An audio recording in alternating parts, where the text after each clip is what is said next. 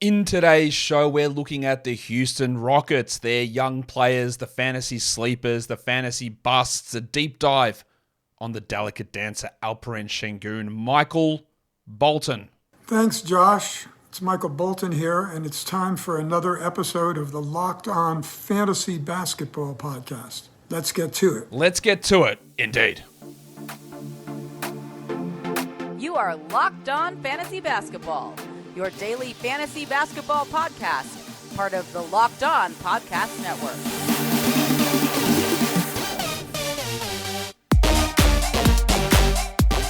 Hello and welcome to the Locked On Fantasy Basketball Podcast, brought to you by Basketball Monster. My name is Josh Lloyd and I am the lead fantasy analyst at basketballmonster.com. You can find me on Twitter as always at redrock_bball, on TikTok at redrock_bball, and on Instagram at Locked On Fantasy Basketball. Thank you for making Locked On Fantasy Basketball your first listen every day. We are free and we are available on all platforms.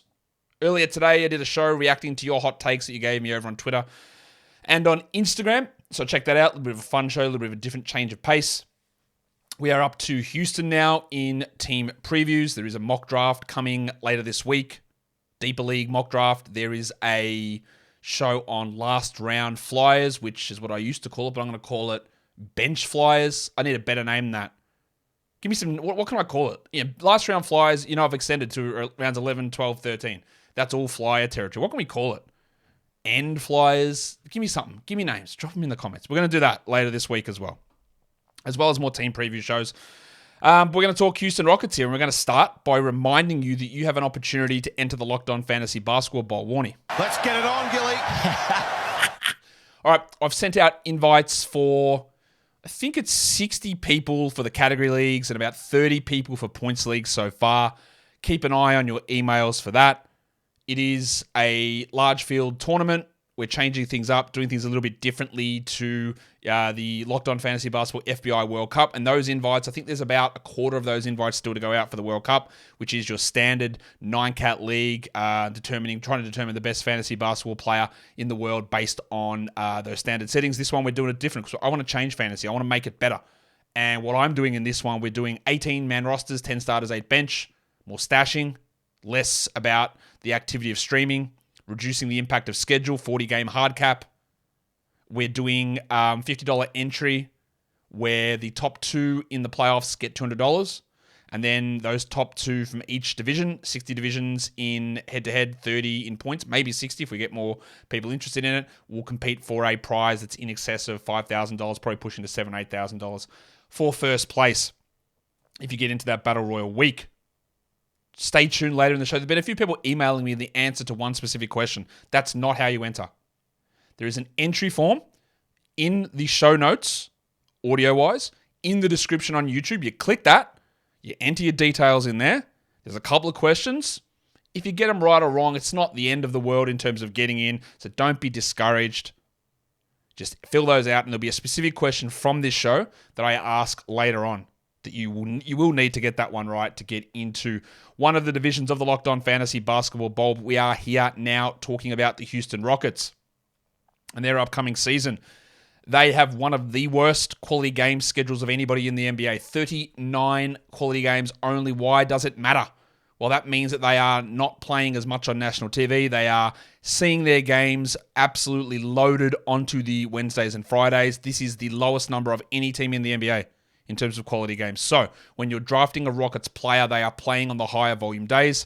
It becomes more important when you're considering back-end guys and streaming guys, but it is important for top-end players as well, because the more they play on Wednesday and Friday, it means the more you can't use your 11th and 12th and 13th ranked guys. So you want to make sure that you're not getting Rockets guys and then Hornets guys and these guys with a really small amount of quality games, because otherwise you're going to find overload days and really empty days on your schedule. They got 14 back-to-backs right in the middle. Shouldn't impact too much for them. Their max weeks, they're also in the middle there. So 14 of their weeks for fantasy is the maximum amount of games played. And for the playoffs, it's not bad. It's not terrible. They go 4-3-3 if you finish 24th of March, which is the Locked On Fantasy Basketball schedule. They go 3-3-4 if you go 31st of March. They go 3-4-4, which is Yahoo default. and they go 4-4-4 max week if you do have some level of brain damage and go to the final week of the season. Apologies, that's clearly a joke. I'm sure you don't have brain damage, but please don't play to the last day of the NBA regular season. It's dumb and you shouldn't do it. Let's look at what some pressure points are on this team. We don't know what the new coach is going to do. They go from having a coach who's not an NBA coach in Steven Silas, a terrible coach, a dreadful coach, who's been a dreadful coach the whole time he was there. We knew all of this. This was blatantly obvious from the moment he was hired. To Ime Udoka, and let me give you my take on Udoka that doesn't involve any of the off-court stuff, which the reports on that weren't great. He was obviously suspended for a whole year. The Rockets, they can do their... And I'm going to say a phrase here, and when you guys would say it in an American accent, I say you guys, 70% of my audience, you'd say they do their due diligence. Bro, those are two different words. Why do you say them the same? They do their due diligence. Now, you could make the argument that if you say Jew and Jew, they're the same words as well. I get it. But I'm not saying do their due diligence. They do their due diligence in hiring him, but I'm also not really going to trust their, their focus on morality when they're signing players or coaches. I'm not going to really think that that's the top of their priority. I don't know which teams care the most. That's not true. I don't know how every team feels about that sort of stuff. I can infer that the Hornets don't care about it at all. I can't infer this. I have been told this by multiple people that it is one of the top things that the Thunder look at. They look at shit bloke, good bloke. Good bloke will overlook other things. Shit bloke, not even considering it. The other teams, I can't really tell you, but Rockets seem to be sliding more Hornets than Thunder.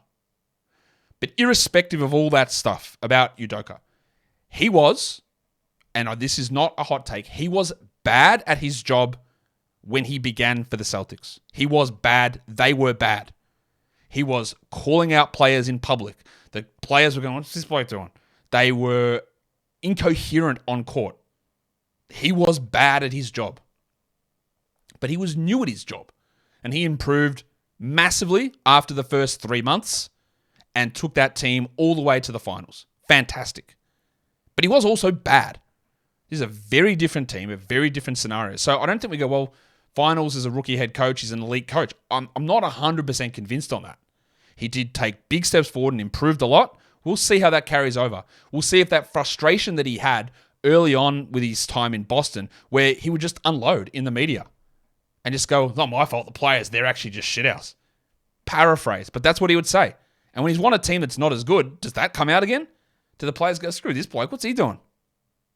What's he talking about? That is a legitimate concern that never gets really brought up. He was actively a bad head coach to begin his time in Boston, and he actively improved significantly to become a very good head coach. But I'm not going to count it all out.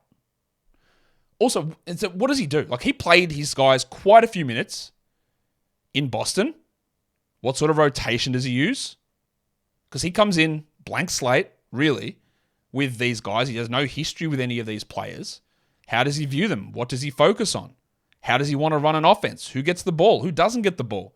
Do they run plays for a top 3 overall pick? Does defense the most important thing? Seems to be, because he was really keen on bringing in Dylan Brooks.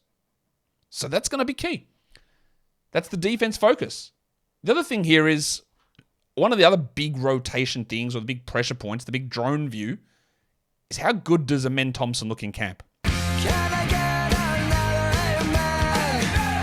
Because when I was at Summer League, I was talking with Jackson Gatlin of Locked On Rockets. We were there watching the Rockets games, and we're talking about the rotation. He's like, yeah, Men's probably only going to play limited minutes, backup point guard. And I said to him, what if he's really good? Like, I think he's going to come out immediately and know what he's doing, which is rare for a rookie guard. And I think there's going to be a situation where they're going to go, look, we can't not play this bloke. And then he went out that first Summer League game, and I went, oh yeah, look, like exactly like this. Now, Summer League obviously is not the NBA. It's a very different story. But he came out, he did the exact things that I thought he would do. He looked in control. He knew what everything was happening at every point, defensively and offensively. And if he comes out and does that in training camp and in preseason, What the hell role do they give him? Because to me, he's not quite a normal rookie in terms of the processing and feel of the game. Both ends of the court. I think he's elevated quite significantly above those guys. Now, Udoka might be this hard ass, is like, you're a rookie, you're never playing. But I just think men might be a little bit different. So we want to see what happens there in training camp for him, because it is a pretty key point, I think. Today's episode is brought to you by the Jace Case from Jace Medical. You don't want to get caught unprepared or underprepared, because what Jace Case is, it's doctor created, it's doctor recommended. It's a case providing 5 life-saving antibiotics for emergency use.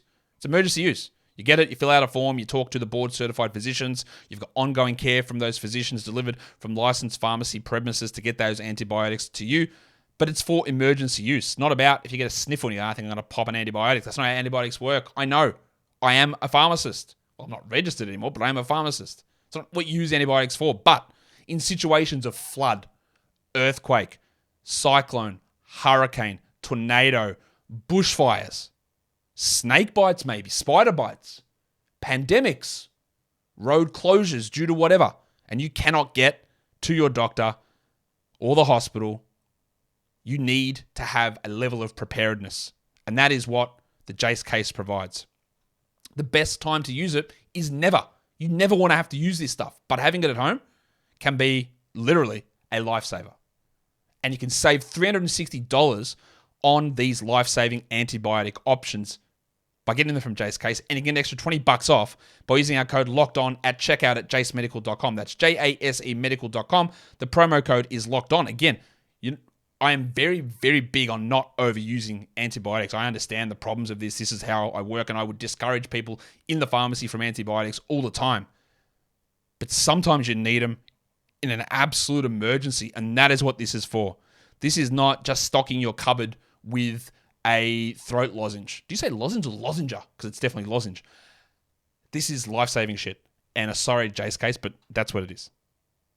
Locked On. Jace Medical, JASE medical.com. Got 4 guys as breakout candidates on this team.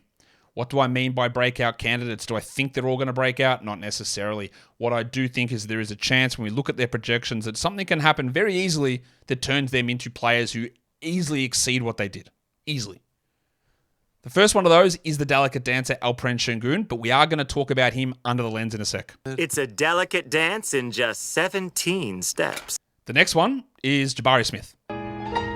Smitty. I thought he'd be pretty solid last season. I did have him 3rd overall in that draft class, relatively clearly. But I also thought he'd be able to shoot a lot better than he did as a rookie. And I thought that more of his defensive stats would translate over. And they didn't, unfortunately. But he played 31 games. He averaged 13 and 7, 1.5 threes, a block, shot 79 from the line. The problem with his shooting was he shot 31 from 3 and 49 from 2.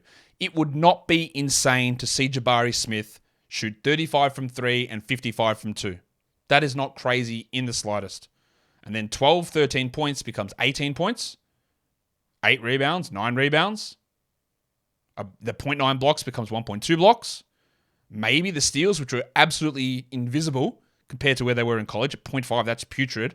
Maybe he gets them back, and maybe the 31 minutes becomes 33. I'm not predicting that that's going to happen necessarily. I'm not. I'm just nowhere near at that level with him. But I do think he's going to improve. I think we see a natural improvement in the level of shooting, but there's room for him to absolutely blow up. Now, back to my Summer League talk, I was there watching him in those 2 games, saw all of those games. The first half, he was dreadful. Of that first game, what is this bloke doing?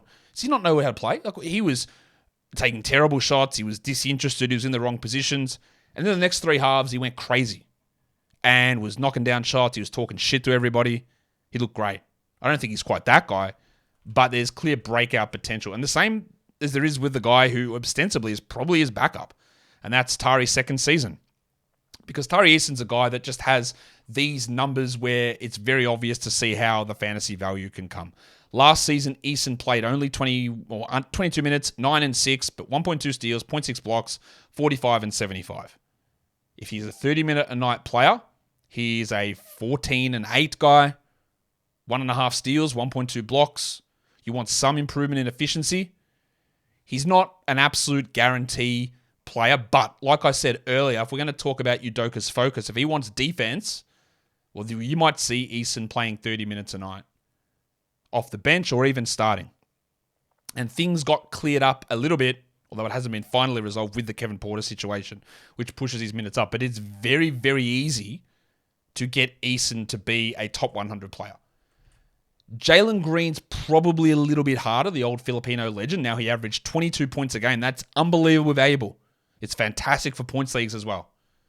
But under 4 assists, under 4 rebounds, 0.8 steals, 41 and 79. So not only does he suck at field goal percentage, but he sucked for a guard with that volume at free throws as well. Now 79's not sucking, but when you're that player and that archetype, you need to be 85%. You need to be Jordan Poole 88% to provide value, and he didn't do it. Can he? Why not? Most of his numbers actually improved last season, but his shooting numbers didn't. Now, I still think that Jalen Green, and we're going to talk later about him, is that the way he's ranked at the moment is bust potential. But that doesn't rule out that he could break out. And there is an in-between there, because the way I have him projected is like 70 spots away from his rank. So he could still break out from my projection and still not hit ADP in categories. In points leagues, he'll beat that ADP, or at least be there. Floor's really safe, very different player in those scenarios. But his lack of steals, rebounds, assists probably go down with a Men and Fred there. Yes, Kevin Porter's not, but those other two guys are. So assists probably drop. And then he gets no defensive stats. We need the free throws to improve. Maybe, maybe not. But we're requiring probably 3 things to really step up for Jalen Green to break out. He could, but I still don't think that he's necessarily a great fantasy option for category leagues. Let's go under the lens.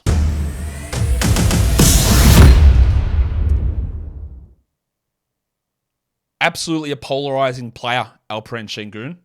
Last season, he was 60th in points leagues on Yahoo per game, 63rd on ESPN in points leagues, and using -1 head-to-head rankings, he was 61st. Really, really strong.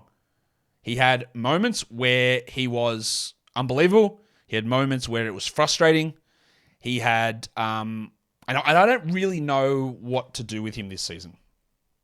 I have got him as, where have I got him in terms of like minutes? I'm looking at about 29 minutes a game, but it's very easy that he plays 33, because I think very clearly he was the Rockets' best player last season, very clearly. I think that he is still an absolutely elite prospect, and don't be fooled by the fact that he went at pick number 16. He should have been a top 10 guy, probably a top 7 player in that draft, in my opinion. I think he's got unbelievable talent and upside. I think he should be a multi-time future All-Star. I really do believe in Sengun, but it actually doesn't matter what a fat old bastard like me in Australia thinks about Alperen Sengun. It's about what Ime Udoka thinks of Alperen Sengun, or what Rafael Stone thinks about Alperen Sengun. And my worry is that they don't think that much, or they don't think that critically about him. Because not only last season did old mate Steven Silas start Bruno Fernando over him. Oh, we need a vertical lob threat. You know what? You don't need that, Steven. You need actually to get your best player more minutes. Now, sometimes this happens where the front office is not in communication with the coach, and the coach does something and the GM goes, bro, are you actually serious? What are you doing? Can you please play the bloke? Eventually, common sense won out and Sengun started, but he didn't always get big minutes. He'd get consistently like benched for entire fourth quarters and cop the entire blame for the defense, despite the fact that we were getting turnstiled by Jalen Green and Kevin Porter out on the perimeter, and everyone's just waltzing through and he's expected to cover everything, which is bloody hard. And we're going to talk a little bit more about his defense later. But this is a common thing. You're a white center who passes, well, you must be shit at defense. And to a degree, that happens sometimes. Jokic has been thought of as a dreadful defender. He's not. He's an average to pretty good defender. Sabonis is a pretty bad defender, but he's improved quite a bit. He's okay. He's not dreadful. Someone to me like Hassan Whiteside was actually a dreadful center defender, because he'd just be chasing blocks and get himself out of position every time. It's like Marquise Chris, one of the worst defenders you would see, but would block shots and look highlighty. Sengun's not that guy. Very quick hands, very good on the steals. Last season, Sengun, I feel like I'm going to go really in-depth here because there's lots to talk about. 14 and 9, 4 assists, a steal, a block. 54 and 78. Now, the 68 from the line is troublesome. It is troublesome. We're going to talk about that in a second. But the graph that I've got up here on the screen shows the minutes and shows just how insane the playing time was for him early in the season. And it went up and up and up, and eventually we're getting 100-minute weeks consistently. There is that patch in the middle where you see the minutes push up, where he really showed, we should actually get this guy some more playing time, and that was when Kevin Porter was out.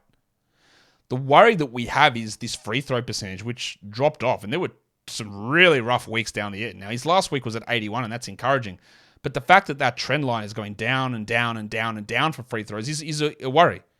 We hope he can be an 80% guy at some point, but he's nowhere near that. And that does hurt. But it's why when you're also considering head-to-head leagues that you take that into consideration. You don't have to weight everything equally in terms of building a squad. But that did drop, and that is legitimately a concern. What also happened was, and we're going to see that midweek spike when the minutes went up, look at the assists per week. Just wasn't getting used at all early on, and then in the middle of the year, unlocked. Multiple 20-assist weeks. It's not easy to do. There's a 16, 15, 19, 20, 24, a 23, a 21, a 20, and then Porter came back and they marginalized him. Poor coaching. But I also don't know what Udoka's going to do because they brought in Fred VanVleet, they drafted Amen Thompson, they tried to bring in Brook Lopez over Sengun. So everything that I see with Sengun, I watch him, I look at the numbers, I go, yeah, this guy's actually got a real chance to break out. But then I see what the Rockets do, coaching-wise and front office-wise. I go, oh, they don't believe in him at all. So he's not actually going to be put in that position to have the level of success that he would need to have. His fantasy ranking per week, -1, improved as the season went on. You can see there in the middle, 8th in 1 week, 25th in 1 week. Some real strong top 100 weeks. 1, 2, 3, 4, 5, 6 top 50 weeks. Out of 24, that's pretty strong. And got better and better as the season went on. There's a lot of rosiness that I talked about there with his assists going up, his rank getting better, his minutes going up, free throws going down. But I do want to sober it a little bit before I really jerk him off towards the end. His Darko DPM change graph's not encouraging. Because midway through the season, his Darko DPM graph or value started to drop. And as a second-year player, you want that to be above the 0 line. You want him to be improving. And he was improving start of the year, had some nice improvements, and was going up. And then it tailed off. And part of that, I think, can be attributed to the Rockets team and the poor teammates and all that sort of stuff. But he can't be absolved of total blame for that. That he had some issues and was not a positive player down the stretch of the season and was getting a little bit worse. That is a level of concern. All of this stuff ties into it. I don't know what to do with Sengun. He could play 34 minutes a night this season and absolutely blow up as a top 30, top 20 player. Or he could get benched and play 27 minutes a night as Eason and Smith man the 4 and the 5. Now, Dan Besbris talks about this all the time. I like Dan a lot. And me and him would argue about this face-to-face, no problem. He was like, I think Sengun might struggle because Jock Landale's in there as the backup. I don't think there's any risk of that whatsoever. That's a difference of opinion. One of us will be proved wrong. I think more of the risk is Eason and Smith taking Sengun. So I agree that there is a significant risk of Sengun's minutes. I don't think it comes from Landale, who's very, very clearly better than Bruno Fernando, don't get me wrong. And Usman Garuba, very clearly. But I don't think there'd be a situation where they would come in and they would bench Sengun for Landale. For me, it would more be Eason and Smith. So we get to the same result, just through a different process. And that's totally okay. We don't know what's going to happen. But, and I'm going along on this, but I do think it's important. Went to Basketball Index to have a look at a few things, and I put 4 different guys in here. And I did the ultimate sin, and I compared a white player to a black player. I know it's impossible to do, but I did. Bam Adebayo, Alperen Sengun, Domantas Sabonis, and Nikola Jokic. Centers who have playmaking ability. Bam is considered a better defender than all those guys, no doubt. But the Jokic, Sabonis, Sengun combination, you see all those Pokemon memes of evolutions of these guys. Or the Vince McMahon, rolling back in his chair meme with these guys. They're compared all the time. So I wanted to do it. So on the x-axis, I used the Basketball Index playmaking talent in the percentile. Of course, Nikola Jokic, 100th percentile, is the best playmaker in the entire NBA. No one debates this. That is very clear. Would you have believed that Sengun was ranked higher than Sabonis on that measure? Not too much. Sabonis is about 88th percentile. Sengun's like 93rd. He's a very good passer. Did really well for Turkey in the FIBA qualifiers as well. But even if you don't think that he's better than Sabonis, at least he's on a similar level. And I looked at it's hard to, there's so many metrics over at Basketball Index. I looked at a bunch of different ones to put him in, and it was consistently sitting him above Sabonis in that playmaking. I thought, okay, that's fine. The criticism is always here. What about Sengun's defense? Well, we saw the Kings have a successful regular season, get into the third seed by playing Domantas Sabonis and running things through him, and him being, you can argue, their best or at worst, their second best player, and they were very good. I still think there's significant concerns with Sabonis as being a playoff player. I think Sengun's got a higher upside than Sabonis personally, but it's not like that lack of defense that Sabonis has hampers a team from winning or playing him a lot. So the other thing I put in there was a rim protection ranking percentile. The other one I looked at was post defense, and I looked at perimeter defense isolation in case they have to switch out. You know, I can't put all of them on the graph, but in all of them, Sengun came out looking good. And in fact, in this rim protection percentile, better than Sabonis, significantly. He's in like the 80th percentile, Sabonis around the 50th, Jokic in like the 10th percentile for rim protection percentile. And Bam was at like 75. So Sengun was actually higher there. If you put it in post defense, him and Bam were about equal. Up in that 80th percentile, Sabonis and Jokic down the bottom. The only one where Bam had a significant advantage was on perimeter defense isolation, where he was significantly better, but Sengun was still better than Sabonis and still better than Jokic. So is it possible that Sengun's defensive limitations are overstated, and that maybe some of it is context related, and that maybe he's not actually as bad as Rockets coaches, Rockets management, or Rockets fans who believe more in Jalen Green and previously in Kevin Porter think? I think that it's, despite all the things that we've said, and we know there's some defensive issues, I think that it is at least worth thinking about. These metrics are not foolproof. You can do many different things to have a look at valuations of players, but I would say it would be foolish to just label Sengun as a terrible defender, because I don't really think there's much that actually shows that at this point. The Rockets might believe it, and so it doesn't matter what the numbers say or what we think. But I do think that is important to show. Today's episode is also brought to you by FanDuel Sportsbook. Snap into action this NFL season with FanDuel, America's #1 sportsbook. Right now, new customers get $200 in bonus bets guaranteed when you place a $5 bet. That's $200 in bonus bets. It doesn't matter whether you win or lose your first bet. So if you've been thinking about joining FanDuel, there's no better time to get in on the action. You can look at Tua Tagovailoa's MVP odds. He should be miles ahead of everyone. What about the Dolphins Super Bowl odds? All of the Week 3 spreads, money lines, over-unders, player props. What about Kareem Hunt's rushing yards? You can look at that over in Cleveland now that he's been signed. What's the other bloke? Ford? That everyone's wasted their fab dollars on? All of those things are available over on FanDuel. So visit FanDuel.com/lockedon and kick off the NFL season. FanDuel is an official partner of the NFL, and don't forget to gamble responsibly. Let's talk sleepers. Let's hit the sound again.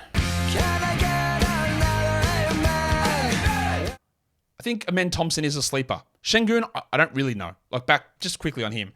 I think if you want to take him in the 60s, it's totally okay. He might be the 100th best player. If he gets benched for those other guys, he might be the 20th best player. He's one of the guys with the widest range of outcomes, I think, in the NBA. If I was coaching and running a team, you'd take him round 2 because that's how much I would feed into it. But that's probably not going to happen. There's a lot of downside with him. With a men, there's very little downside. He's ranked at 186th on Yahoo. His ADP is at 142. His Fantrax ADP is 136. I love it. Round 11, I'm taking him.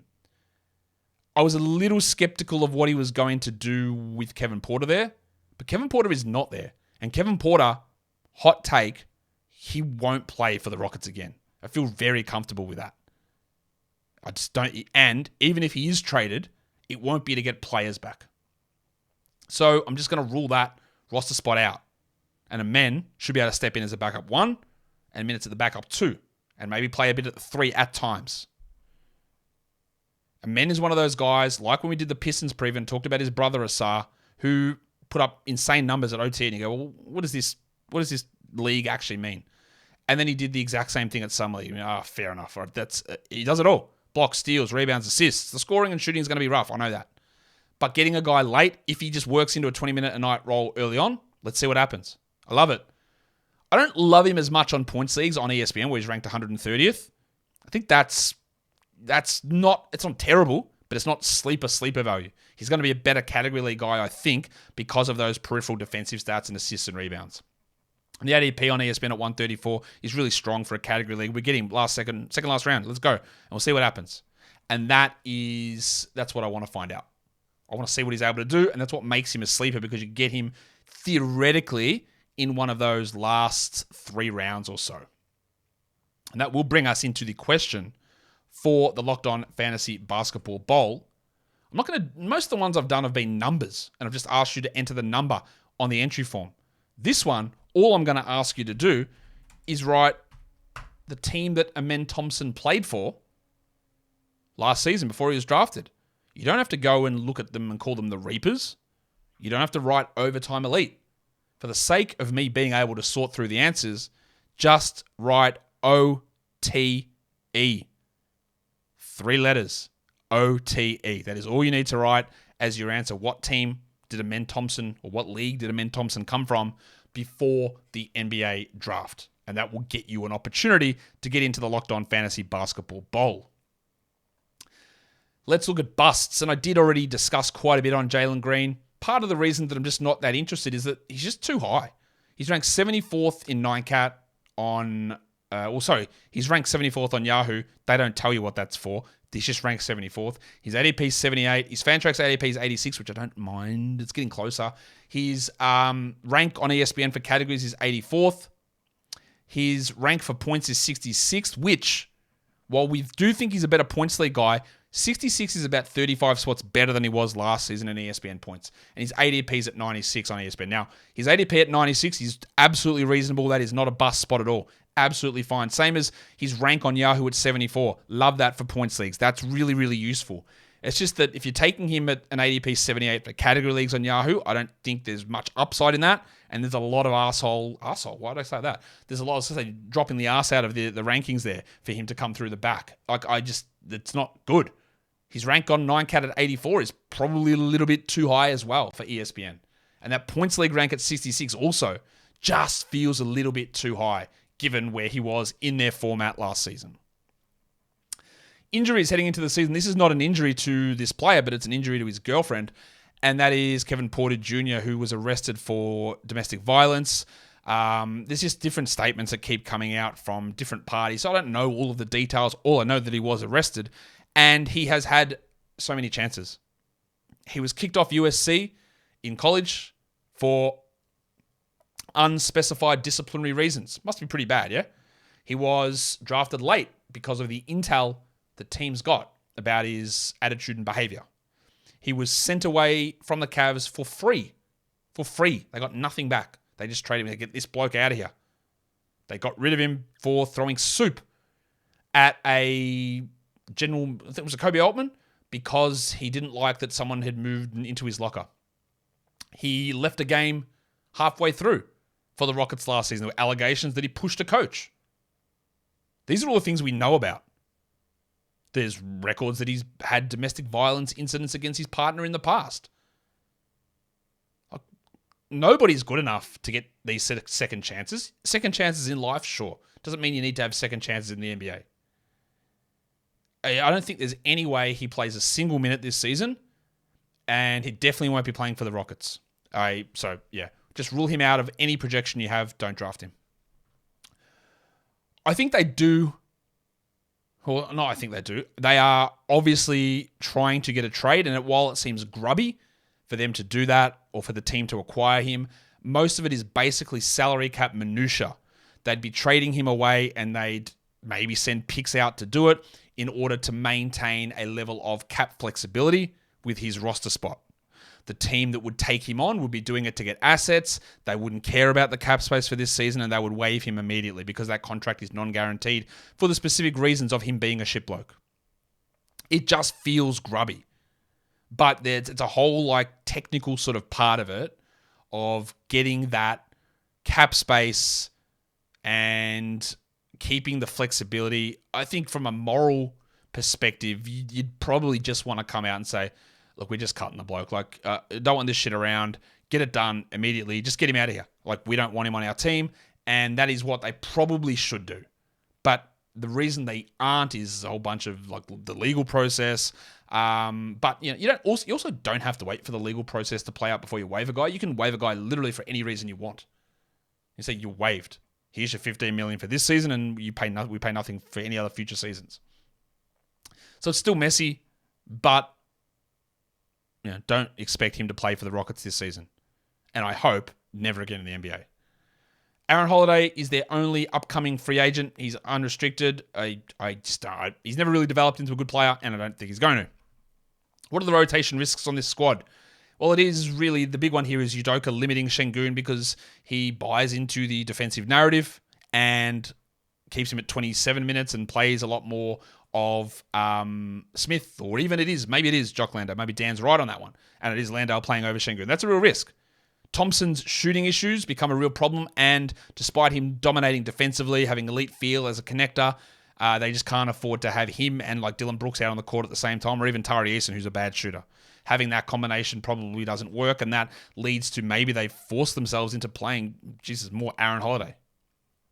The other thing that could happen is, like, Tari Eason could outplay Jabari Smith. Now, again, when I spoke to Jackson early on from Locked On Rockets, he was like, VanVleet's going to start, Brooks is going to start, Sengun's going to start. But Porter might challenge Green, and Eason might challenge Smith. Now, Green and Smith get the absolute head start there, but Eason, I would say, outplayed Smith most of last season. He played as well as him in Summer League. Despite Smith's big performance, Eason was awesome. And maybe the defensive ability and hustle, maybe he just gets a chance to actually cut into Smith's minutes or actually take over from him. Or they both play over Sengun. That's a possibility too. A lot of permanent monsters on this team.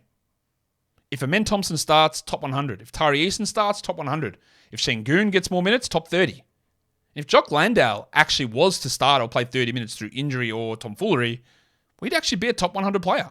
He's actually very good at fantasy. We saw that last season when he had opportunities with Phoenix. He can play.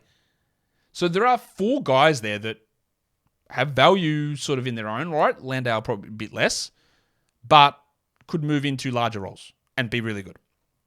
The depth chart, I think they're going to start VanVleet and Green at the guard spots. Their backups were going to be Amen Thompson, who's going to be clearly in the rotation. And then there's Aaron Holiday, who may or may not be. And then two-way legend Trevor Hudgens, who I don't know why they brought him back for a second two-way guy. He's too small. He can't defend. He's supposed to be a shooter.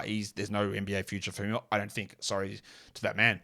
In terms of wings, it's Dylan Brooks, who will start. Brooksy will probably play 30 minutes. He is an absolutely elite defender. He torched the US for 39 points? Was it 40? 39 points at the FIBA World Cup. Don't buy into that. Do not draft him in category leagues.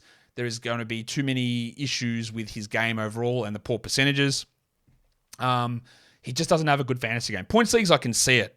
I can see maybe having a crack at him, but I'm just in category leagues. I'm not looking at, wow, look what he did, 3rd place game in FIBA. He's a very good defender. He's also a bloke that might come in with the level of swagger of like, look at this contract. This team loves me. Give me the ball. I'm number 1. And he believes that. He believes it. And usually offensively, it's to the detriment of his teams. I'm not drafting him.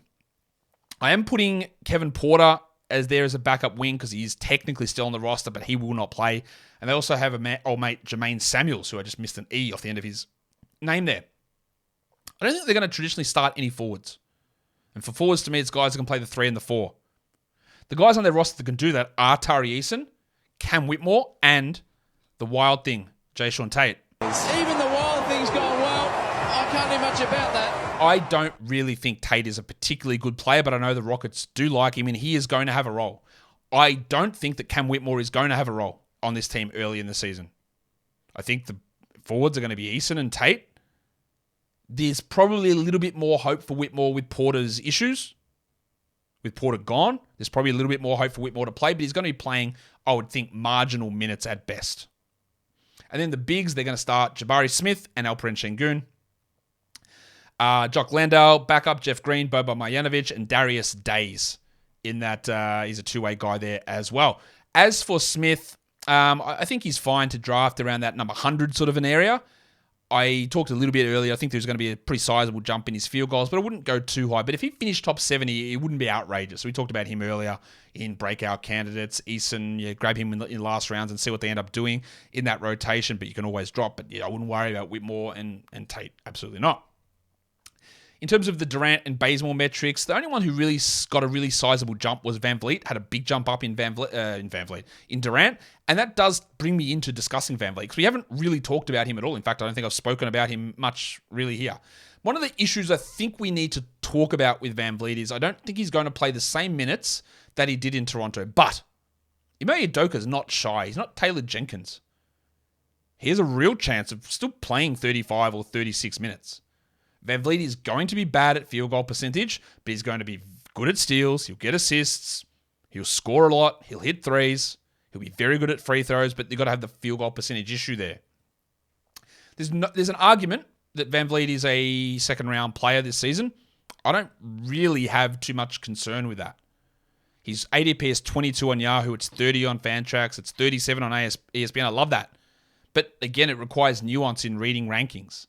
Are you looking at it going, man, that field goal percentage, I can't draft until round 4? Well, you take him and you just either back it up with other field goal guys or you punt the category. And then he is, at worst, a top 30 player. His ADP of 22 and a rank of 19 on Yahoo, while it might seem high to you, I think it's absolutely totally reasonable to have him there. Durant actually has him 18th. In points leagues, we're not that high. We're looking probably top 50, best case top 40 for Yahoo points. And ESPN, probably best case top 35. I just think that there's probably not enough in terms of the minutes versus where he was in Toronto to get there. In terms of Bazemore, my dynasty metric, well, there's a lot of guys with very high rankings here.